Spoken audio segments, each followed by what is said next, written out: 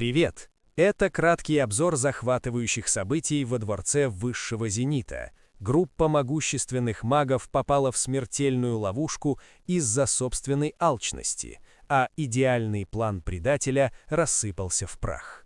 Во-первых, приз и его безжалостная защита. В центре дворца волшебный котел, в котором под ударами небесных молний куются бесценные пилюли. Охрана, десятки статуй марионеток и белое пламя, мгновенно испепеляющее нарушителей. Во-вторых, предательство изнутри. Фэн Тяньду решает забрать все сокровища себе и внезапно активирует мощнейшее заклинание, сковывая всех присутствующих неразрушимыми энергетическими цепями. Огромная липкая паутина, выкачивающая магическую силу. Каково это — беспомощно наблюдать за триумфом так называемого союзника, придавленным к земле невидимой горой. Наконец, козырь Хань Ли ломает идеальный план злодея. Используя магию управления временем, он сдерживает колоссальное давление и наносит сокрушительный удар легендарными мечами, разрывая неразрушимые цепи и освобождая товарищей. Фэн Тяньду не мог ожидать, что в его идеальной клетке окажется хищник, способный разрезать сами законы мироздания. Оковы сброшены, в храм врываются новые силы, битва за оставшиеся пилюли превращается в настоящий хаос. А теперь слушаем дальше.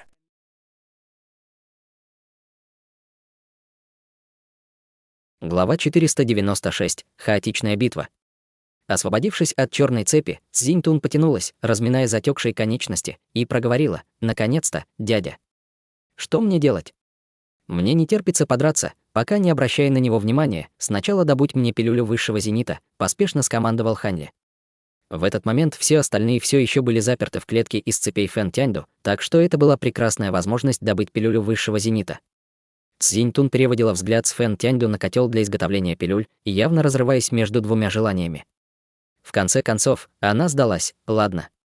Я все это время мечтала вцепиться зубами в этот котел, так что, пожалуй, сначала съем его». Все присутствующие были поражены, услышав это. Все видели, как она пожирала сокровища Ся Цзиньханя и зарождающейся души, так что они знали, что она не блефует, и если она сейчас съест котел, то все оставшиеся внутри пилюли будут уничтожены. «Нет. Не смей!» В панике воскликнул Ло Цинхай. В то же время синее сияние вокруг него взметнулось мощными волнами, и казалось, что цепь, обвившая его тело, вот-вот разорвется на части. Фэн Тяньду тут же сосредоточился на укреплении своих цепей, стараясь держать Ло Цинхая под контролем. В конце концов, из всех людей во дворце он больше всего опасался именно Ло Цинхая. Фэн Тяньду и Ло Цинхай обладали самыми высокими уровнями совершенствования среди всех присутствующих золотых бессмертных, поэтому, несмотря на то, что на них также влиял духовный домен времени Хань Ли, воздействие было гораздо слабее. Хань Ли тоже чувствовал себя довольно раздраженным и поспешно крикнул: «Внутри этого котла есть еще пилюли, которые еще не сформированы, так что ты не можешь его съесть, нельзя то, нельзя это. Что же мне делать? Как же это раздражает!» Проворчала себе под нос Цзиньтун, и было неясно, собирается ли она последовать указанию Хань Ли, поскольку она полетела прямо к морю огня. Холодная улыбка появилась на лице Цитянся, увидевшего это, и он остался стоять на месте, наблюдая за Цзиньтун издалека, не делая никаких попыток ее преследовать. Учитывая ее детскую непосредственность, Цитянся предположил, что она понятия не имеет, насколько грозно это море огня. Как только она влетит в него, то неминуемо получит серьезные ожоги, и как только это произойдет, он набросится на нее и усмирит, а затем, со временем, приручит ее, превратив в своего духовного питомца. Однако, к его удивлению, Хань Ли тоже бросился за ней, а затем в мгновение оказался перед ней. Он сложил необычную ручную печать, и над его ладонями вспыхнули серебристые языки пламени, когда он погрузил их в море огня. Как только его руки коснулись края моря огня, его брови мгновенно нахмурились, а на лице появилось мученическое выражение.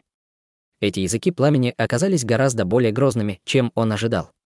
Он раздвинул ладони, и серебряное пламя мгновенно образовало кольцеобразный огненный барьер, разделивший окружающее пламя, открыв круглое отверстие, которое медленно расширялось. Однако, когда он это сделал, его духовный домен времени очевидно ослаб, и все, кто находился внутри, немного освободились. «Быстрее! Я не смогу долго это выдерживать». Руки Хань Ли уже покраснели, а большая часть рукавов превратилась в пепел, пока он упорно продолжал, стиснув зубы. Цзиньтун тут же расправила крылья и полетела к отверстию, но в этот самый момент облако плотного серого тумана внезапно нахлынуло на нее сбоку, а затем появилось перед ней, приняв облик Цитянся. «Проваливай!» Прорычала Цзиньтун, но Цитянся не двинулся с места, выпуская клубы серого тумана из своих рукавов, и туман мгновенно превратился в 8 гигантских серых питонов, которые набросились на Цзиньтун. Цзиньтун пришла в ярость и тут же начала атаковать серых питонов. Тем временем Хань Ли с трудом держался, его руки стали практически прозрачными, а его духовный домен времени становился все тоньше. «Не беспокойтесь обо мне, идите и добудьте пилюли высшего зенита!» Поспешно крикнул Ло Цинхай, и 4 золотых бессмертных Дворца Небесного Потока тут же остановились, а затем направили свою силу закона на противодействие духовному домену времени Хань Ли, устремившись к котлу для изготовления пилюль. Ло Цинхай бросил взгляд в этом направлении, а затем обратился к Нань Кэмэн через голосовую передачу. «Ты нашла способ сломать ограничения». Нань Кэмэн покачала головой в ответ. «Мне удалось обнаружить несколько слабых мест, но я пока не придумала способа сломать ограничения». «Ничего страшного, просто укажи этим 4 слабые места, которые ты обнаружила, чтобы у них, по крайней мере, были какие-то цели», — ответил Ло Цинхай. Хотя разговор происходил через голосовую передачу, Фэн Тяньду видел, что они что-то замышляют, и задумчиво произнес: «Похоже, у этой твоей ученицы есть какие-то интересные способности, великий хозяин дворца Ло. Неудивительно, что ты берешь ее с собой, куда бы ты ни отправился». Говоря это, он сложил ручную печать, и из его одеяния вылетела черная цепь, мгновенно пронзившая Дантянь Нань Кэмэн. Зарождающаяся душа внутри была тут же запечатана цепью закона разделения источника, а свет в ее глазах мгновенно погас. «Мэннер!» — воскликнул Ло Цинхай, его лицо резко изменилось. В то же время синее сияние, исходившее от его тела, стало еще ярче, и оно обрушилось на цепь закона разделения источника, обвившую его, словно бесконечный шквал волн. Выражение лица Фэн Тяньду осталось неизменным. Он вложил больше бессмертной духовной силы в свои цепи, чтобы подавить Ло Цинхая, но в глубине души он испытывал сильное раздражение. Он никогда не представлял, что ограничения вокруг котла для изготовления пилюль окажутся настолько грозными, что 2 золотых бессмертных его секты погибли здесь, даже не смогли оказать сопротивление. В результате общая мощь секты падающей зари значительно уменьшилась, и теперь перевес был на стороне Дворца Небесного Потока. Кроме того, Хань Ли тоже доставлял много хлопот, так что была немалая вероятность, что его планы будут полностью сорваны. Прежде чем он успел полностью подавить Ло Цинхая, внезапно раздался оглушительный грохот от цепи, которая была прикреплена к телу Даоса Хуяня. Цветочный огненный меч Юнь не был вонзён в цепь не более чем в 30 сантиметрах от нижней части живота Даоса Хуяня, и розовая цветочная проекция внезапно расцвела, прежде чем взорваться, мгновенно разорвав черную цепь. В то же время Юнь немедленно опустилась сверху, кровь сочилась из уголка ее губ, когда она шатнулась назад. Даос Хуянь тут же оказался рядом с ней, чтобы подхватить ее. В его глазах читалась боль, когда он воскликнул: «Что ты делаешь? Не будь такой безрассудной, со мной все в порядке, пока с тобой все хорошо», — тихим голосом сказала Юнни, вытирая кровь с уголка губ. Брови Даоса Хуяня были нахмурены, он хотел сказать что-то еще, но она покачала головой, останавливая его. Недалеко от них Аоян Куйшань все еще невольно двигался к морю огня, но его взгляд все это время был прикован к Даосу Хуяню с оттенком зависти и печали в глазах. Даос Хуянь и Юнь не обменялись взглядами, после чего они в мгновение оказались по обе стороны от Аоян Куйшаня.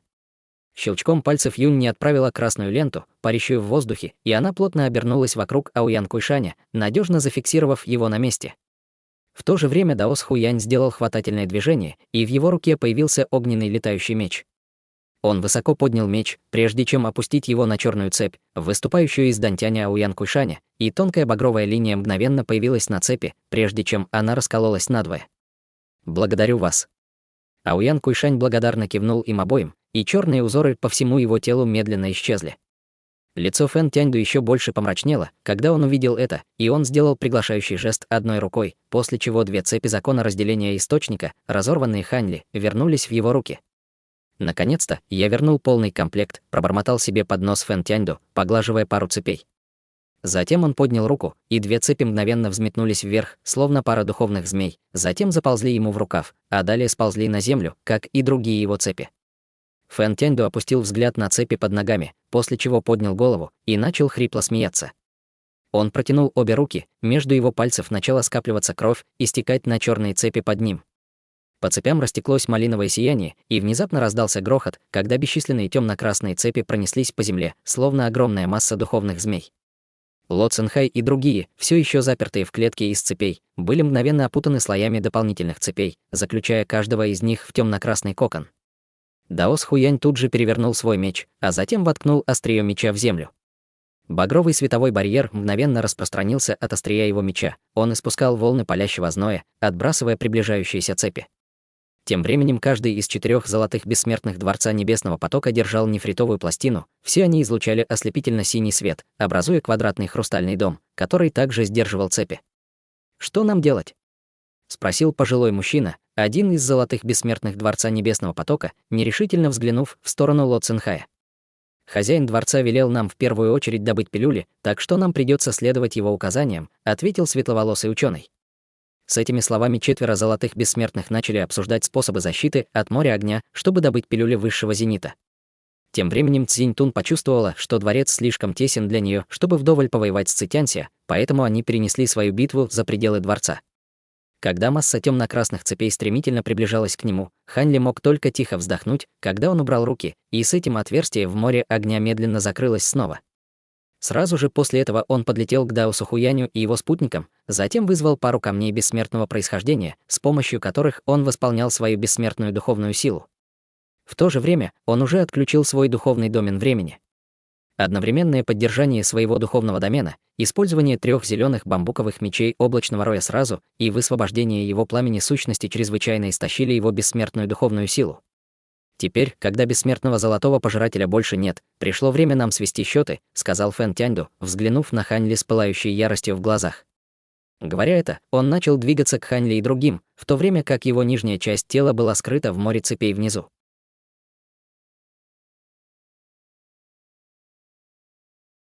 Глава 497. Проникновение. «Сила закона времени, значит, это ты убил моих учеников?» Холодно спросил Фэн Тяньду, прожигая Хань Ли пристальным взглядом. «Совершенно верно», — спокойно ответил Хань Ли. «Не думай, что можешь зазнаваться, овладев жалким подобием закона времени. Я отправлю тебя в могилу прямо здесь и сейчас». Мрачно пригрозил Фэн Тяньду. «Ты убил 2 его учеников. Отлично. Только за это угощу тебя чашей вина», — съязвил Даос Хуянь. «Мне нужна целая фляга», — с улыбкой поторговался Хань Ли. «Договорились». Даос Хуянь усмехнулся и крепче сжал рукоять своего длинного меча. В этот момент Ауян Куйшань взглянул на котел для изготовления пилюль и воскликнул: «Нам нужно торопиться. Эти 2 пилюли вот-вот скормят живому трупу». Даос Хуянь уже хотел ответить, но Хань Ли его опередил: «Сосредоточьтесь на том, чтобы сломать ограничения и заполучить пилюли. А пока я покажу великому старейшине Фэну, как я могу зазнаваться с моим жалким подобием закона времени». Едва его голос стих, как он вылетел из огненного духовного домена Даоса Хуяня, устремившись в одиночку к Фэн Тяньду. Юнь и Ауян Куйшань были поражены и с удивлением посмотрели на Даоса Хуяня. «Не беспокойтесь о нем, пойдемте за пилюлями», — с улыбкой сказал Даос Хуянь. После этого троица действительно оставила Хань Ли сражаться с Фэн Тяньду в одиночку, а сами начали разрабатывать план по преодолению огненного ограничения. Однако, никто не заметил, что один из коконов из цепей недалеко от врат дворца внезапно опрокинулся, груда темно-красных цепей с грохотом рухнула на землю, и человека, который должен был быть пойман внутри, нигде не было видно. Почти в тот же момент фигура бесшумно возникла над волнующимся морем цепей справа от дворца, затем бросилась к углу, и это была никто иная, как пожилая женщина из племени Темного Юга. Ее золотой посох исчез, а в руке появился желтый знак размером с ладонь, имеющий очень искривленную форму. Знак был усеян слоями странных рун, излучающих особые колебания силы закона. Тело женщины окутывал слой темно-красного света, а она двигалась с невероятной скоростью, оставляя за собой багровый след. Прежде чем кто-либо успел среагировать, она уже достигла моря огня.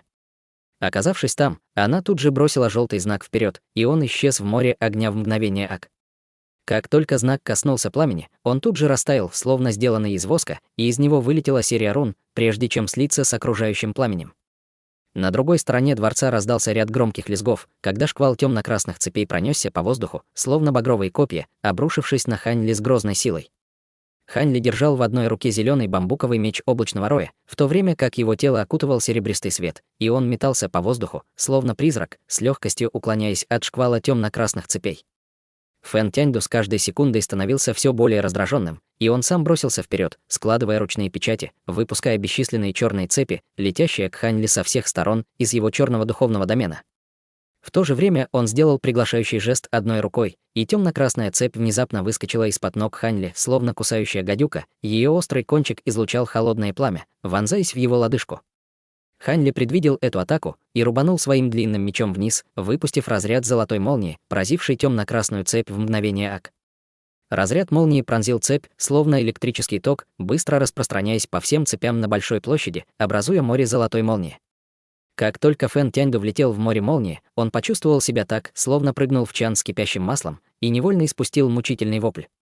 Услышав это, все тут же обратили на него внимание, и даже пожилая женщина из племени Темного Юга на мгновение отвела взгляд от моря огня. Ее глаза на мгновение затуманились, когда она взглянула на Ханьли, после чего вернула свой взгляд к морю огня перед собой. Прямо в этот момент пламя, в которое только что растаял желтый знак, внезапно начало резко сжиматься, образуя ряд крошечных багровых язычков пламени. Глаза пожилой женщины тут же загорелись, увидев это, и она проскользнула сквозь образовавшуюся брешь в одно мгновение. За ней тут же последовали 4 золотых бессмертных Дворца Небесного Потока, которые попытались пройти сквозь брешь вслед за ней, но как только они приблизились, брешь внезапно снова закрылась, и пламя чуть не поглотило золотого бессмертного, шедшего во главе 4. Что это за знак? Похоже, он содержал в себе какую-то силу закона, задумчиво произнесла Юнни с озадаченным выражением лица. Может быть, это закон огня? Предположил Ауян Куйшань, нахмурив брови. Нет. Я не знаю, что это, но чувствую, что это не закон огня. В любом случае, давайте сосредоточимся на том, чтобы сломать это ограничение, ответил Даос Хуянь, покачав головой. Тем временем пожилая женщина только что ворвалась в море огня, когда ее встретила пара белых человекоподобных фигур. Желтые духовные узоры на их телах ярко светились, и каждый из них держал стандартную желтую саблю, бросаясь на нее слева и справа. Слои ряби распространялись по окружающему пространству, и всплеск чрезвычайно тяжелых колебаний силы закона сходился с обеих сторон, как будто пара горных склонов смыкалась над пожилой женщиной. Она чувствовала, как воздух вокруг нее сгущается, и прямо в этот момент из ее тела вырвался поток темно-красного света, мгновенно раздувшись и образовав духовный домен радиусом более 30 метров, достаточный, чтобы охватить обе серые марионетки. Сразу же после этого в пространстве, внутри духовного домена, появилась серия тонких темно-красных нитей, устремившихся к суставам всех серых марионеток. Темно-красные нити с легкостью пронзили тело кажущихся неразрушимыми марионеток, делая их похожими на пару деревянных кукол на ниточках. Однако, что было довольно странно, так это то, что их движения нисколько не пострадали, и они продолжали наступать на пожилую женщину, сжимая воздух вокруг нее настолько, что ее одежды плотно прижались к телу. Глаза пожилой женщины слегка сузились, она скрестила руки, после чего 2 тонкие нити, пронзившие серых марионеток, резко натянулись, дернув их головы назад. «Вот оно», — пробормотала она себе под нос, совершая быструю серию ручных печатей, и пара серых марионеток мгновенно застыла, когда на задней поверхности их шеи загорелись вспышки желтого света, непрерывно стекающего по паре темно-красных нитей, прежде чем рассеяться в воздухе. По мере того, как желтый свет угасал, тускнели и желтые духовные узоры на телах марионеток, и к тому времени, как желтый свет полностью исчез, давление, воздействующее на пожилую женщину, также полностью спало. Лишённые своей силы закона Земли, 2 серые марионетки больше не могли представлять никакой угрозы для пожилой женщины, и она проскользнула между ними в мгновение ока, устремившись прямо к котлу для изготовления пилюль, стоявшему за ними. 2 золотые марионетки, нёсшие пилюли высшего зенита живому трупу, казалось, почувствовали её приближение, и они одновременно развернулись, прежде чем нанести мощный удар. Бесчисленные руны молний хлынули на их кулаки, и в центре образовался золотой вихрь, выпустив всплеск своеобразной силы притяжения, воздействующей на тело пожилой женщины. В то же время серые каменные статуи, стоявшие по обе стороны дворца, начали двигаться, когда их тело окутал желтый свет, и гигантская проекция желтой доски Го начала обретать форму. «Какая дура!» — усмехнулся пожилой золотой бессмертный из Дворца Небесного Потока с холодной улыбкой на лице. Однако, едва его голос стих, как он почувствовал, как перед глазами мелькнуло размытое пятно, сразу после чего пожилая женщина появилась у подножия возвышения, на котором стояло большое золотое кресло, проскочив между парой золотых марионеток в мгновение ока. Золотой вихрь между ними уже исчез, в воздухе мелькали лишь тонкие дуги золотых молний, но они больше не обладали значительной силой. Что касается проекции желтой доски Го, то она даже не успела активироваться, прежде чем женщина проскочила мимо нее. Все были поражены, увидев это, и их внимание тут же переключилось на пожилую женщину. Тем временем Фэн Тяньду уже вышел из моря золотой молнии Ханьли и, казалось, понял, что Ханьли не тот противник, которого можно недооценивать, поэтому он выбрал более терпеливый подход, временно вступив в противостояние с Ханьли. Их внимание также было приковано к тому, что происходило на другой стороне дворца, и к их недоумению они заметили, что две золотые марионетки все еще держат по одной пилюле высшего зенита. По какой-то причине пожилая женщина не взяла эти пилюли, проходя мимо марионеток. Вместо этого она шагнула прямо на каменную платформу, затем перевернула руку, достав черную пилюлю, излучающую едва заметные колебания силы закона. Это пилюля происхождения пустоты. Ханьли сразу же узнал пилюлю, которую он сам изготовил, и бросил взгляд на пожилую женщину со слегка нахмуренными бровями. «Что ты делаешь?» — воскликнул Фэн Тяньду, его лицо резко изменилось. Пожилая женщина обернулась, чтобы взглянуть на всех, после чего на ее лице появилась странная улыбка, она зажала подбородок живого трупа между пальцами, затем запрокинула ему голову и скормила пилюлю происхождения пустоты. Пилюля скользнула прямо в желудок живого трупа, за которым пожилая женщина пристально наблюдала с предвкушением в глазах. Что касается всех остальных, то они смотрели в полном недоумении.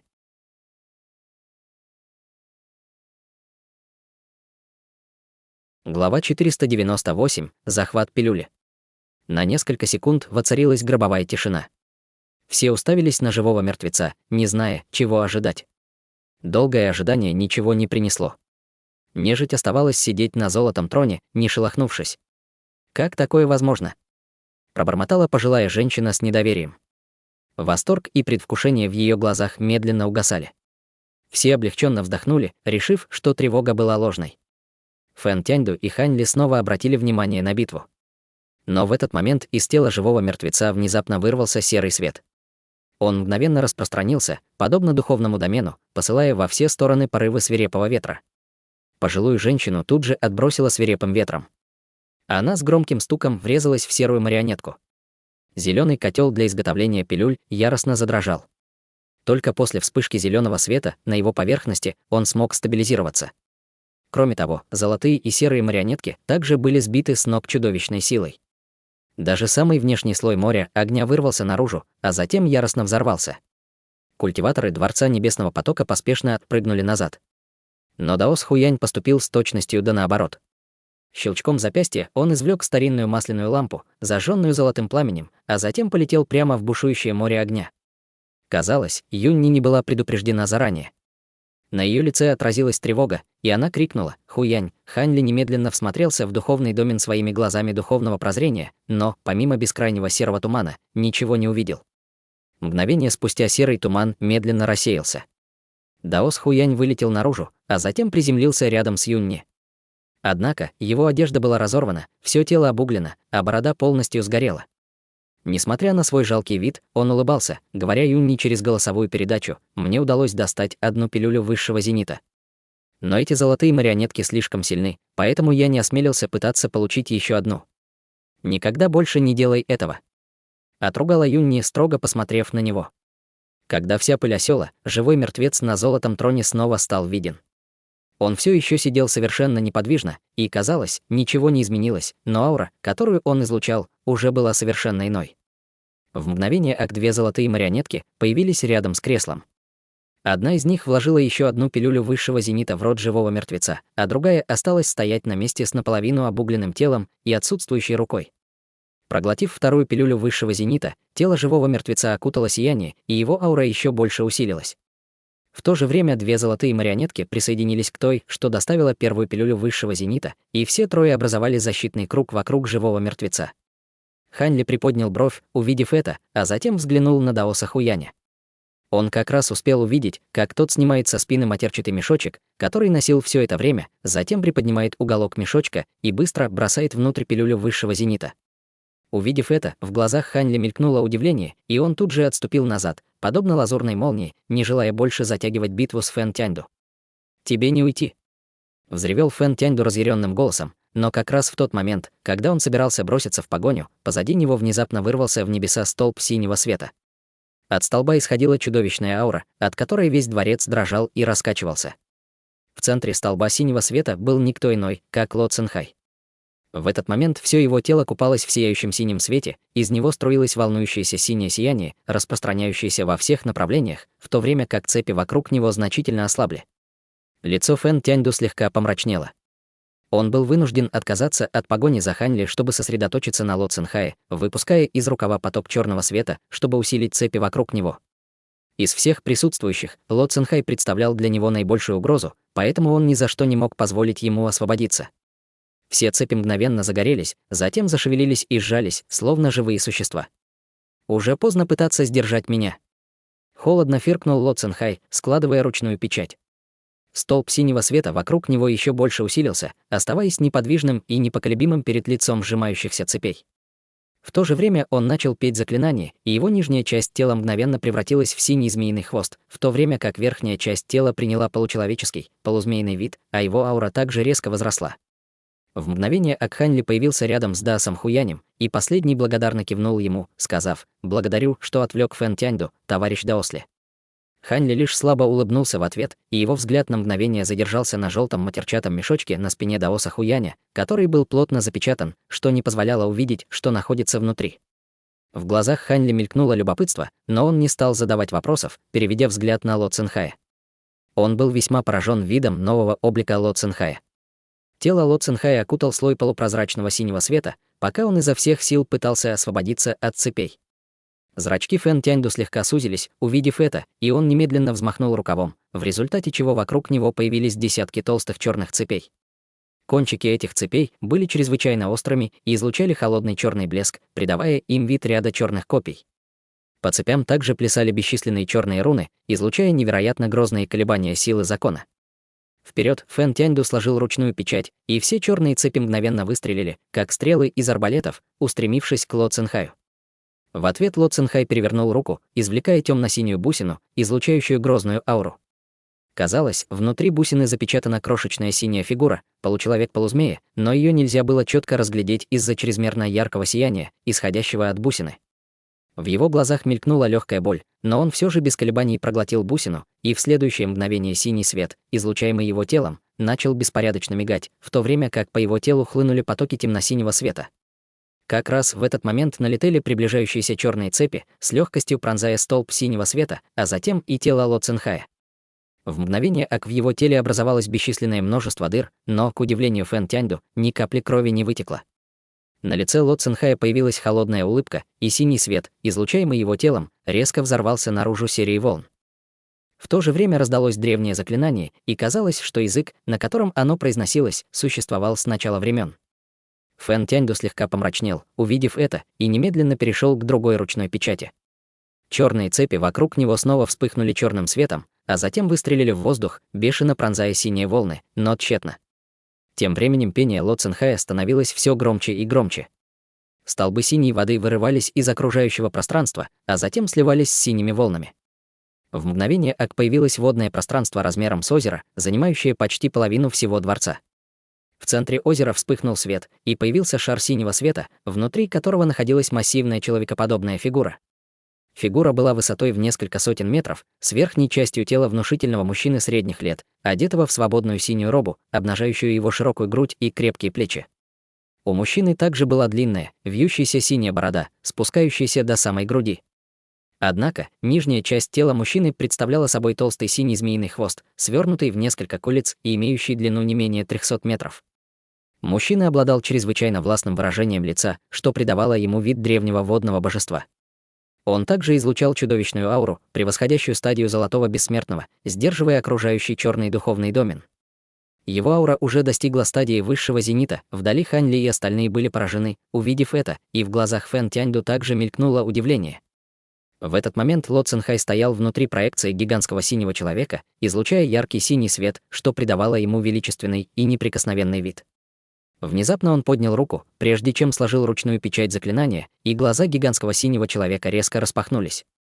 В его глазах сверкали дуги синих молний, когда синий человек поднял свою собственную руку, и в его руке появился синий посох. Посох светился так ярко, что невозможно было разглядеть его точную форму. Гигантский синий человек взмахнул посохом в сторону Фэн Тяньду издалека. Появилась гигантская проекция синего посоха. На ее поверхности сверкали бесчисленные дуги синих молний, излучая разрушительную силу. В этот миг казалось, что посох — единственное, что существует между небом и землей. Даже находясь за пределами духовного домена, Хань Ли и остальные могли отчетливо ощущать грозную ауру посоха, и они немедленно отскочили назад. Гигантская проекция посоха, казалось, двигалась очень медленно, но в глазах Фэн Тяньду, который находился прямо перед атакой, она двигалась со скоростью молнии, обрушиваясь на его черный духовный домен, не давая ему времени среагировать. Его черный духовный домен яростно заколыхался, а затем взорвался, и все черные цепи внутри духовного домена также разорвались, освободив пожилую женщину из племени Темного Юга, другого золотого бессмертного из Да Пылающего Дракона и Нань Кэмена. Трое были вне себя от радости и тут же разлетелись в разные стороны. После разрушения духовного домена значительная часть силы проекции посоха, казалось, была израсходована, и она уменьшилась до чуть более половины своего первоначального размера, но все еще обрушивалась на Фэн Тяньду с неудержимой мощью.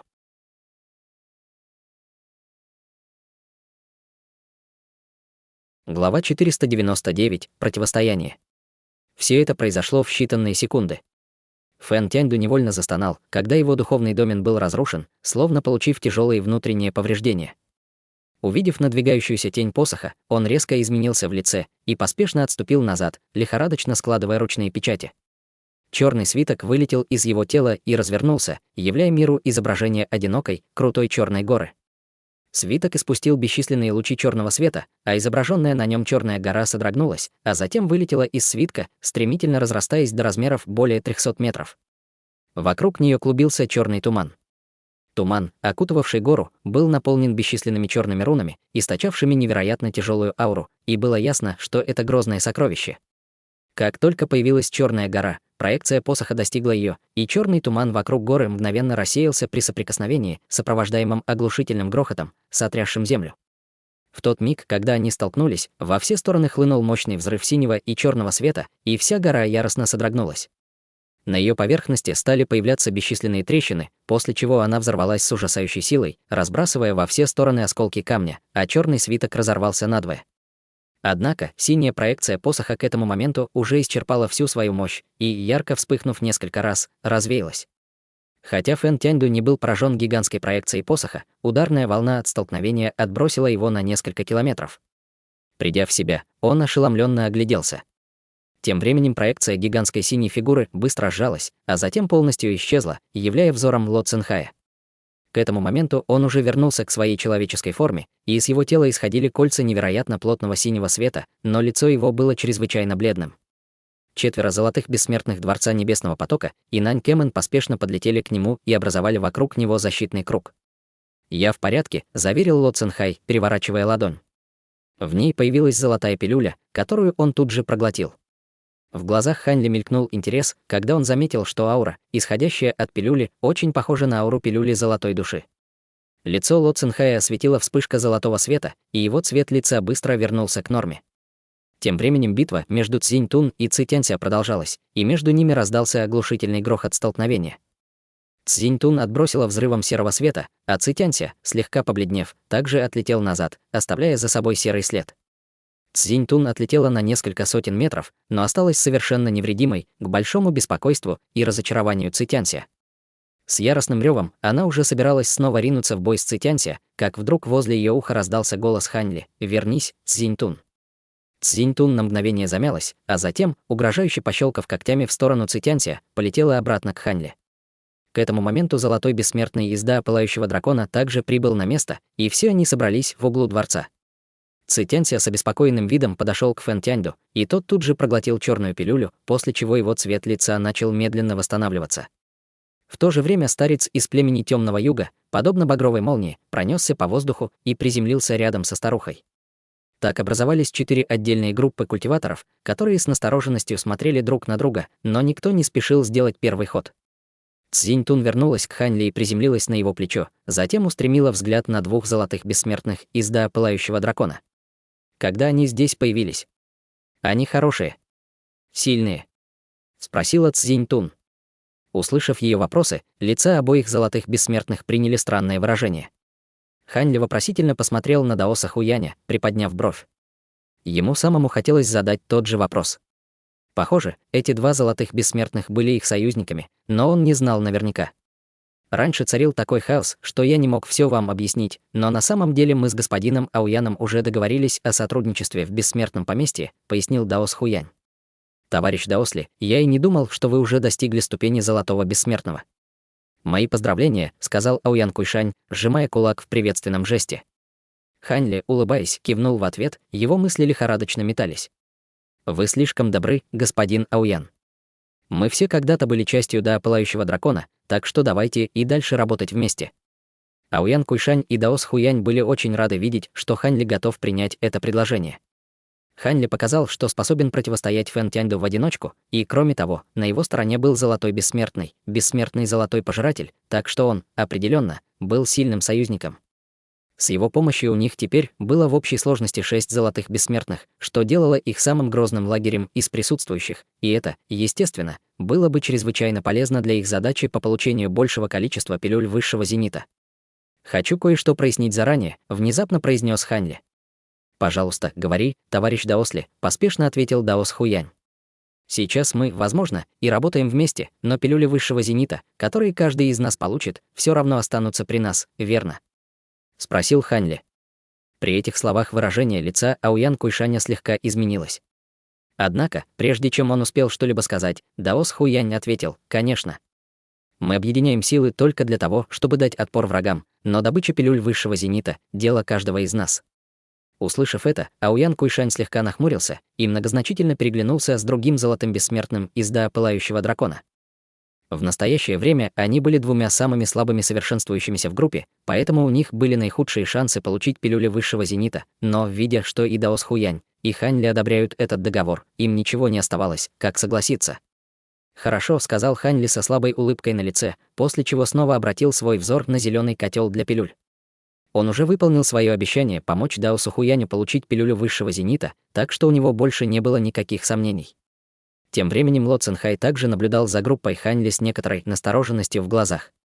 К этому моменту появились только 3 из 9 пилюль высшего зенита, так что осталось еще 6, и никто не спешил нападать. У секты Падающей Зари осталось только 2 человека, и Фэн Тяньду уже раскрыл все свои козыри. Кроме того, он, несомненно, был сильно истощен после этой изнурительной битвы, так что он больше не был причиной для беспокойства. Вместо этого наибольшую угрозу представлял лагерь Хань Ли, учитывая его владение законом времени и Золотого Бессмертного, жука-пожирателя золота, который был на его стороне. Хань Ли и остальные слегка насторожились, увидев недружелюбный взгляд, которым Ло Цинхай смотрел в их сторону. Только что Ло Цинхай продемонстрировал мощь ступени высшего зенита, разрушив духовный домен Фэн Тяньду, и хотя его аура с тех пор утихла, все еще относились к нему с опаской. Будьте осторожны с Ло Цинхаем. У него в крови есть сила истинного духа Змея-Ва. Если я не ошибаюсь, он, должно быть, поглотил истинное ядро духа Змея-Ва ступени высшего зенита, что позволило ему насильно поднять свое собственное развитие до ступени высшего зенита. Конечно, в этой форме он не может сравниться с настоящим совершенствующимся высшего зенита, но его все равно не стоит недооценивать, сообщил Даос Хуянь Хань Ли и остальным через голосовую передачу. Услышав это, все изменились в лице. Хань Ли когда-то читал некоторые записи, касающиеся истинных ядер духа, поэтому он знал, что они являются источником происхождения силы истинного духа. После гибели обычного культиватора другому человеку очень трудно использовать его тело или зарождающуюся душу, но с истинными ядрами духа дело обстоит иначе. При наличии той же родословной можно использовать истинное ядро духа, чтобы высвободить силу, значительно превосходящую собственную. Однако, это довольно рискованный шаг, который также сильно истощает духовное чувство. Хань Ли взглянул на Ло Цинхая, а затем спросил через голосовую передачу: «Как ты думаешь, товарищ Даос Хуянь, Ло Цинхай полностью исчерпал силу этого истинного ядра духа?» «Не думаю. Учитывая, насколько он хитер, я уверен, что он не станет преждевременно раскрывать свои карты, так что нам нужно быть осторожными», — мрачно предупредил Даос Хуянь. Все немедленно кивнули в ответ. Затем Хань Ли бросил взгляд на дуэт Фэн Тяньду, а затем быстро перевел взгляд на пару существ из Темного Юга, и в его глазах мелькнуло странное выражение. «Ты знаешь этих двоих, товарищ Даосли?» — спросил Даос Хуянь, заметив, куда смотрит Хань Ли. «Нет», — покачал головой Хань Ли. Пилюля, которую достала старуха, определенно была пилюлей происхождения пустоты. Он сам изготовил эту пилюлю, так что ошибки быть не могло. Однако, в то время он отдал пилюлю Змею-3, так как же она попала в руки этой женщины? Может быть, это был замаскированный Змей-3.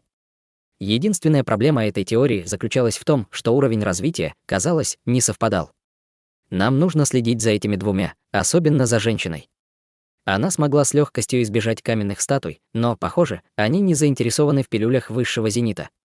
Похоже, их цель — это живой мертвец, и неясно, что они задумали, с некоторым недоумением размышлял Даос Хуянь. Услышав это, Хань Ли слегка нахмурился. Он сам задавался этим вопросом. На самом деле, не только старуха была заинтересована в этом живом мертвеце, но, похоже, то же самое относилось и к Фэн Тяньду. Тот факт, что он находился в столь важном месте в дворце высшего зенита, указывал на то, что это, определенно, необычный труп и аура, которая вырвалась из его тела после того, как его накормили пилюлей происхождения пустоты, также не была чем-то незначительным. В отличие от предыдущего переполоха, сейчас во дворце царила такая тишина, что можно было услышать падение булавки, и атмосфера была довольно гнетущей, а ситуация стала весьма неясной. В этот момент 3 дракона на поверхности зеленого котла для пилюль одновременно засияли пятицветным светом, указывая на то, что еще 3 пилюли высшего зенита вот-вот обретут форму. В небе над Золотым дворцом снова собралось огромное пространство золотого света, образуя грозный золотой вихрь, который был значительно больше 2 предыдущих. Увидев это, все немедленно обратили свое внимание на котел для пилюль.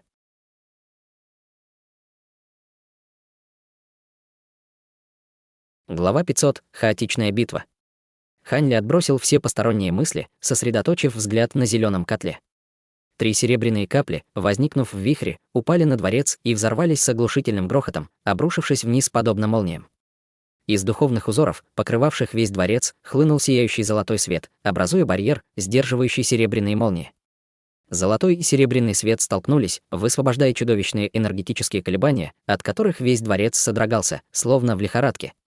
Однако никто не смотрел на разворачивающуюся в небесах пилюльную скорбь. Все взгляды были прикованы к котлу, ожидая появления новой партии пилюль. Как и прежде, серебряный свет быстро угас, а золотой свет во дворце постепенно потускнел. Вскоре оба исчезли полностью, и еще одна пилюльная скорбь была успешно пройдена. 3 дракона на котле раскрыли пасти, и из них вылетело еще 3 пилюли высшего зенита. В тот же миг, словно из ниоткуда, появились 3 золотые марионетки, каждая из которых поймала по пилюле. Одновременно все присутствующие во дворце ринулись к пилюлям, словно гончие, почуявшие добычу. Над их телами вспыхнули разноцветные огни, разрастаясь и образуя духовные домены. Настало время показать свою истинную силу, и в мгновение ока дворец заполнился 8 или 9 духовными доменами разных цветов. Хань Ли со всех сторон атаковали потоки различных законов, мгновенно замедляя его движение. Все остальные также ощутили на себе влияние множества духовных доменов, особенно домен времени Хань Ли, обладающий самым сильным замедляющим эффектом. Хань Ли окинул взглядом присутствующих, а затем резко замедлил движение, чтобы не вырваться вперед, а держаться наравне с остальными. В этот момент все серые статуи по обе стороны дворца снова пришли в движение, устремляясь вперед. Однако и они оказались под воздействием духовных доменов, замедляясь даже сильнее, чем культиваторы. Что касается золотой формации на Земле, то она была разрушена вспышкой серого света из тела живого мертвеца, поэтому огненные ограничения не сработали. Несмотря на то, что скорость всех присутствующих значительно снизилась, внутреннее пространство дворца было не таким уж большим, поэтому все смогли достичь золотых марионеток в мгновение ока. Тело марионеток вспыхнули сияющим золотым светом, и каждая из них нанесла удар в разные стороны, выпуская густые дуги золотых молний, разлетавшихся во все стороны. Молниеносные атаки, обрушиваемые золотыми марионетками, были весьма грозными, представляя угрозу даже для золотых бессмертных, но теперь, когда атаки были рассеяны, они стали куда менее опасными. Поэтому никто не стал уклоняться от атак, ограничившись лишь кратковременными защитными мерами, прежде чем броситься к марионеткам, пытаясь вырвать пилюли высшего зенита прямо из их рук. Ло Цинхай холодно фыркнул, и из его тела вырвался ослепительный синий свет, а аура снова взметнулась до уровня высшего зенита. В его руке, во вспышке синего света, появился синий посох, которым он взмахнул, выпуская густой клинок синего света, с легкостью рассекающий встречные дуги золотых молний, прежде чем обрушиться на правую руку одной из золотых марионеток. Раздался громкий треск, рука марионетки была отсечена по локоть, а пилюля высшего зенита, находившаяся в ее правой руке, взлетела в воздух. Даос Хуянь, Юнь и 2 золотых бессмертных да пылающего дракона оказались поблизости и тут же попытались схватить пилюлю. В глазах Ло Цинхая мелькнул холодный блеск, и он снова взмахнул синим посохом, выпуская грозную проекцию посоха, которая обрушилась на 4. Все 4 уже стали свидетелями грозной мощи этой проекции и, не осмелившись противостоять ей, бросились на утек, отказавшись от попыток завладеть пилюлей высшего зенита. Ло Цинхай не стал их преследовать, вместо этого он взмахнул рукавом, выпуская вспышку синего света, которая притянула к нему пилюлю. Хань Ли, находившийся рядом с Дасом Хуянем и остальными, не принимал участия в этой кратковременной схватке за первую пилюлю высшего зенита. Вместо этого он резко увеличил скорость, в мгновение оказавшись рядом со второй пилюлей, и взмахнул рукавом, выпуская лазурный летающий меч, который устремился к марионетке.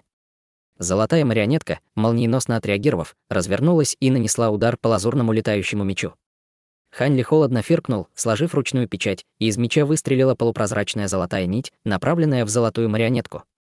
Из нити вырвалась вспышка полупрозрачного золотого света, окутывая марионетку, которая мгновенно застыла на месте, после чего лазурный меч рассек ее тело.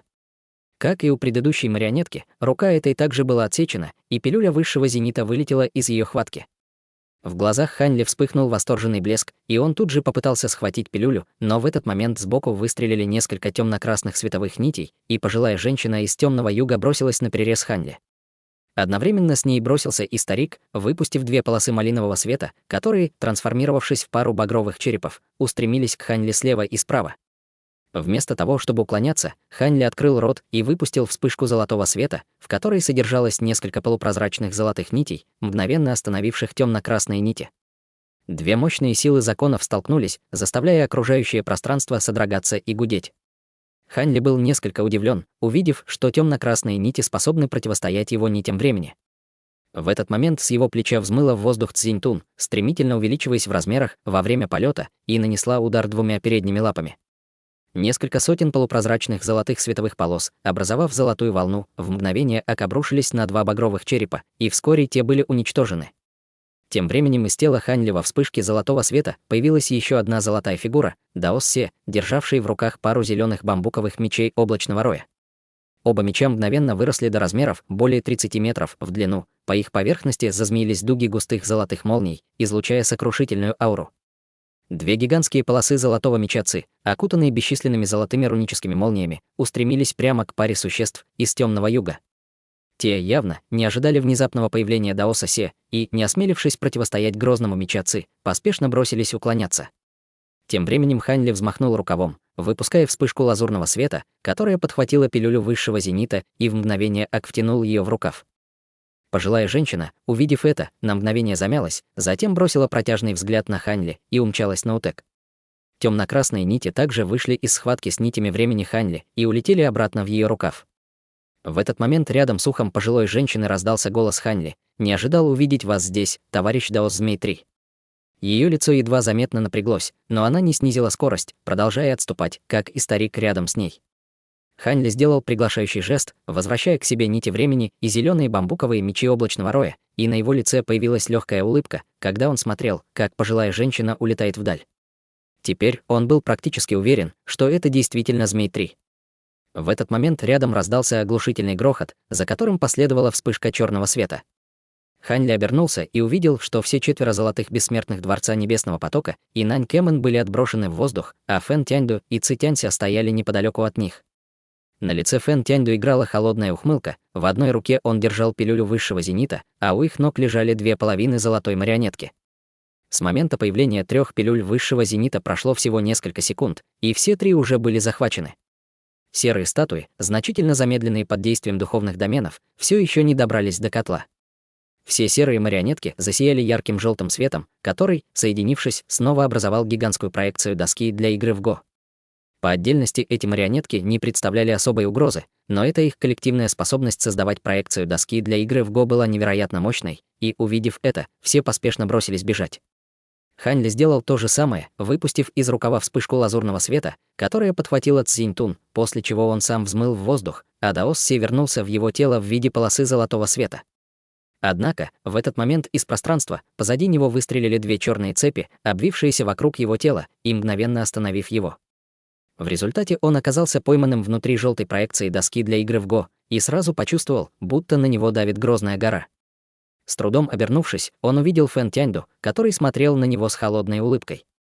Даже когда тот отступал, из его рукава торчали две черные цепи. Хань Ли холодно фыркнул, и из его тела во все стороны хлынул сияющий золотой свет.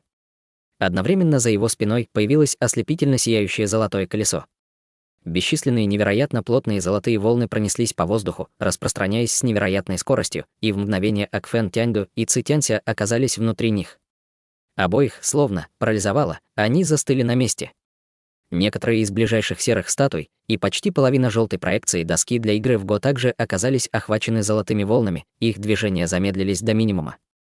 Ло Цинхай и остальные, увидев это, были поражены, а Уян Куйшань воскликнул в неверии: «Это же не может быть священной осью мантры». Будучи лордом Да Пылающего Дракона, он, естественно, знал описание оси мантры, но эта священная ось мантры была не похожа ни на что, что они когда-либо видели или о чем слышали. В особенности, сотни рун Да времени на оси просто ошеломили его.